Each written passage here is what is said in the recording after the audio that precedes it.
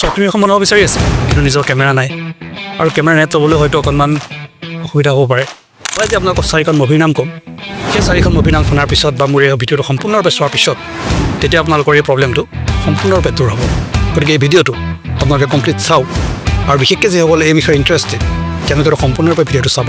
Miss কৰিব পাৰে মই আজি আপোনালোকক 4খন মুভিৰ কথা ক'ব বিচাৰিছোঁ মনত ৰাখিব দেই মুভি আৰু এই 4খন মুভি হৈছে এখন আছে টেঞ্জাৰিন যিখন 2015ত ৰিলিজ হৈছিলে আনখন আছে আনচেন যিখন আছে 2018ত ৰিলিজ হৈছিলে আনখন আছে হাই ফ্লাইং বাৰ্ড যিখন 2019ত ৰিলিজ হৈছিলে আৰু 4 নম্বৰখন হৈছে ফুৰশ্বট যিখন আমাৰ ইণ্ডিয়াৰে হয় যিখন মাত্ৰ জাষ্ট 2023 ৰিলিজ হৈছিলে কিন্তু এই 4খন মুভিৰ নাম আপোনালোকক মই কিয় কৈছোঁ এই 4খন মুভিৰে প্ৰথম 3খন মানে টেঞ্জাৰিন আনচেন আৰু যিখনৰ কথা ক'লোঁ হাই ফ্লাইং বাৰ্ড আৰু টেঞ্জাৰিনখনটো বাৰু থিয়েটাৰিকেলি ৰিলিজ হৈছিলে আৰু প্লাছ আনচেনখনো কিন্তু যিখন হাই ফ্লাইং বাৰ্ড বুলি যিখন মুভি এখন অনলি নেটফ্লিক্সত আছিলে আৰু বাকী এই যিখন ফুৰশ্বট বুলি আমাৰ ইণ্ডিয়াৰ যিখন সেইখন ইউটিউবত এভেইলেবল আছে কিন্তু এই 4খন মুভিৰ নাম আপোনালোকক মই কিয় কৈছোঁ জানে এই 4খন মুভিয়ে কিহত শ্বুট হৈছিল গম পায়নে হয়তো বহুত মানুহে নাজানে বা বহুত মানুহে হয়তো এই মুভিখনৰ নাম হয়তো নতুনকৈ শুনিছে এইটো একো ডাঙৰ কথা নহয় কিন্তু এই লাইনটোত জড়িত মানুহবিলাকৰ ভিতৰত আমাৰ অসমৰ কথা কৈছোঁ বিশেষকৈ তাৰে বহুত হয়তো মানুহে নাজানিব সেই কথাটো এই যে মুভি বুলি যে আপোনালোকক কৈছিল মনত ৰাখিব বুলিছে তাৰ কাৰণটো হৈছে যে এই মুভিকেইখন এই 4খন মুভিয়ে শ্বুট কৰা হৈছিল মোবাইল ফোন ইউজ কৰি হয় মোবাইল ফোন ইউজ কৰি পেলাই ফোনত আৰু সেই মুভি আটাইকেইখন এই 4খন মুভিয়ে ইউজ কৰিছিলে আইফোন ইউজ কৰি পেলাই শ্বুট কৰিছিলে কিন্তু এণ্ড্ৰইড হওক বা আইফোন হওক সেইটো বেলেগ কথা কিন্তু মেইন কথা হৈছে ফোন এটা মোবাইল ফোন ইউজ কৰি পেলাই এই 4খন মুভি শ্বুট কৰা হৈছিলে টেঞ্জাৰিনখন আইফোন 5S দি শ্বুটিং কৰা হৈছিলে 3টা ইউজ কৰা হৈছিলে তাত আইফোন 5S আনচেনখন শ্বুট কৰা হৈছিলে আইফোন 7Sত 3টা ইউজ কৰিছিল তাতো আৰু হাই ফ্লাইং বাৰ্ডখনত আইফোন 8 দি শ্বুটিং কৰিছিলে আৰু যিখন আমাৰ ফুৰশ্বট বুলি যিখন মুভি 2023 ওলোৱা সেইখন আইফোন 14 Pro দি শ্বুট কৰা হৈছিলে এতিয়া ইয়াত কথা হৈছে কি ফোন দি শ্বুটিং কৰাটো মেইনলি আইফোন হওক বা এণ্ড্ৰইড হওক সেইটো মেইন কথা নহয় কিন্তু ফোন দি শ্বুটিং কৰিছে আৰু ডেফিনেটলি তেওঁলোকে সেই যিহেতুকে এনেও এটা ভিডিঅ' বনাবলৈ যাওঁতে বিভিন্ন ধৰণৰ ইকুইপমেণ্টবিলাক ইউজ কৰা হয় গতিকে মুভি হিচাপেও সেই মুভিকেইখনতো তেনেকুৱা কিছুমান ইকুইপমেণ্ট ইউজ কৰা হৈছিলে আৰু নৰ্মেলি অন্য ভিডিঅ' শ্বুটবিলাকতো ইউজ কৰা হয় যিখিনি সেইখিনি ইউজ কৰিব লাগিবই তেওঁলোকে বেলেগ বেলেগ লেন্স ইউজ কৰিছিলে কেমেৰাত মানে সেই আইফোনত যেনেকৈ বেলেগ বেলেগ কেমেৰাত এণ্ড্ৰইড হওক বা আইফোনত হওক বেলেগ বেলেগ লেন্স ইউজ কৰিব পাৰি ডিফাৰেণ্ট মানে পেটাৰ্ণৰ কাৰণে লেন্স ইউজ কৰিছিলে বা অন্য ইকুইপমেণ্ট যেনে ষ্টেডি কেম হওক বা কেমেৰা ৰিগ হওক ডলি এনেকুৱা ধৰণৰ বস্তুবিলাক ইউজ কৰিছিলে কিন্তু ইণ্টাৰেষ্টিং কথা যে ডলি শ্বটৰ কাৰণে সেই টেঞ্জাৰিন মুভিখনত যিজন ডিৰেক্টৰ আছিলে সেই মুভিখনৰ সেই ডিৰেক্টৰজনৰ যিখন নিজৰ বাইচাইকেল আছিলে সেই বাইচাইকেলখন ইউজ কৰিছিলে ডলি শ্বটৰ কাৰণে গতিকে সেইটো এটা বৰ ইণ্টাৰেষ্টিং কথা টেঞ্জাৰিন মুভিখনৰ কাৰণে যিখন 2015ত ওলাইছিলে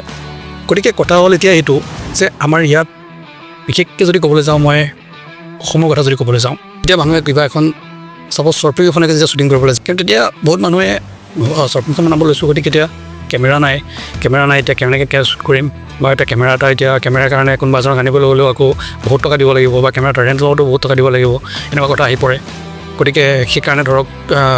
কৰিবলৈ লোৱা কামবিলাকো কিছুমান মানুহে নকৰাকৈ ৰৈ যাবলগীয়া হয় বা যদি কোনোবাই মোবাইল দি পেলাই কিবা এখন শ্বৰ্ট ফিল্ম এখন যদি বনাবলৈ যায়ও তেতিয়া আকৌ বেলেগ বেলেগ মানুহবিলাকৰ ওচৰত আকৌ অকণমান যেন কিবা সংকোচ বোধ কৰে তেনেকুৱা নিচিনা হয় কিয়নো মানুহবিলাকৰ চিন্তাধাৰাটোৱে তেনেকুৱা যে সিহঁতে শ্বৰ্ট ফিল্ম শ্বুটিং কৰিছে মোবাইল লৈ পেলাই শ্বৰ্ট ফিল্ম শ্বুটিং কৰিছে মোবাইল লৈ পেলাই ফিল্ম শ্বুটিং কৰিছে এনেকুৱাবিলাক চিন্তাধাৰাৰ কাৰণে বনাবলৈ বিচৰাসকলেও তাৰমানে অকণমান সংকোচ বোধ কৰিবলগীয়া হয় কিন্তু মই সেইকাৰণে এই 4খন মুভিৰ কথা ক'লোঁ তাৰ বাদে আৰু আছে কিছু মুভি যিখিনি মুভি হয়তো কোনোবা ফেষ্টিভেলত পঠিয়াইছে বা অন্য বা ডকুমেণ্টাৰী বা এনেকুৱা কিছুমান আছে কিন্তু মেইনলি এই 4খনৰ কথা কৈছোঁ যে প্ৰথম 2খনটো ডাইৰেক্ট থিয়েটাৰিকেল ৰিলিজ হয় আৰু 3rd নম্বৰখন মানে হাই ফ্লাইং বাৰ্ডখন এখন নেটফ্লিক্সত ৰিলিজ হোৱা আৰু ফুৰশ্বটখন ইউটিউবত এভেইলেবল আছে এখন মুভি যে মোবাইল ইউজ কৰি পেলাই যে শ্বুট কৰিব পাৰি এই 4খন মুভি হৈছে তাৰ আটাইতকৈ ডাঙৰ উদাহৰণ আৰু তাৰ জৰিয়তে এইটো ক'ব বিচাৰিছোঁ মই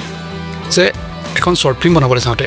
বা এখন ফিল্ম মানে এখন মুভিৰ কথা মই নকওঁৱেই বাৰু এখন শ্বৰ্ট ফিল্ম এখন বনাবলৈ যাওঁতে এটা মোবাইল ইউজ কৰি পেলাই বনালে যেতিয়া মানুহে তেনেকুৱা ধৰণৰ কিছুমান চিন্তাধাৰাৰ সন্মুখীন হ'বলগীয়া হয় মানুহে ডিম'টিভেট কৰিবলৈ ট্ৰাই কৰে বা সেইবিলাক সম্পূৰ্ণৰূপে অনৰ্থক যদি কোনোবাই কিবা এটা কৰিব বিচাৰিছে যদি চাপ'জ শ্বৰ্ট ফিল্ম এখন বনাব বিচাৰিছে যদি হাতত কেমেৰা নাই নিজৰ বা কেমেৰা ৰেণ্ট ল'বলৈ বা কেমেৰা পাৰ্চন এজন আনিবলৈ ৰেণ্টত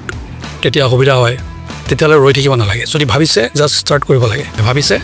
প্লেনিং কৰক ষ্টাৰ্ট কৰক আৰু মেইন কথাটো হৈছে শ্বৰ্ট ডিজাইন ষ্টৰি টেলিং বা ফ্ৰেমিং কেনেকৈ কৰিছে, শ্বটবিলাকৰ ফ্ৰেম কেনেকৈ কৰিছে, সেইবিলাক হৈছে মেইন কথা। কেমেৰা হাতত নাই বা কেমেৰা ৰেণ্টত আনিবলৈ অলপ অসুবিধা হৈছে, তেতিয়াহ'লে সেইবিলাক কথা চিন্তা কৰি পেলাই এই কামবিলাক মানে ৰাখি থ'ব নালাগে কেতিয়াও। এইটোতো মই 2015, 18, 19 আৰু জাষ্ট 2023 কথা ক'লোঁ। কিন্তু 2015তে যিটো বনাইছিলে আইফোন ইউজ কৰি পেলাই, iPhone 5s ইউজ কৰি সেইখন বনাইছিলে প্ৰথমতে টেঞ্জাৰিনখন। গতিকে সেইটো কথা বৰ্তমান সময়ত 16,000-17,000 এনেকুৱা দামতো আনকি কিছুমান যিবিলাক মানে স্মাৰ্টফোন কিছুমান আছে য'ত ভাল ভাল কেমেৰা কোৱালিটি পোৱা যায়। মানে কেনে অফাৰ তাৰমানে এখন শ্বৰ্ট ফিল্ম বা ষ্টাৰ্ট কৰিবৰ কাৰণে, বনাবৰ কাৰণে প্ৰথমতে 20,000 বা 20,000 পৰা ওপৰত